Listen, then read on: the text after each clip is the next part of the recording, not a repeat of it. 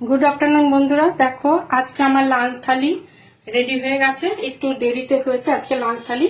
আজকে লাঞ্চ থালিতে দেখো কি আছে, গরম গরম সাথে ভাত আছে, এখানে হচ্ছে মুসুরির ডাল আছে, এখানে হচ্ছে নিম পাতা বেগুন দিয়ে ভেজেছি, এটা ডালের সঙ্গে গন্ধরাজ লেবু করেছি, আর ভাজা হিসাবে আলু ভাজা আর বেগুন ভাজা করেছি, আর এখানে করেছি বাঁধাকপি আলু আর মটরশুঁটি দিয়ে, আর এখানে করেছি সজনের ডাঁটা কুমড়ো আলু বেগুন দিয়ে পোস্ত দিয়ে করেছি।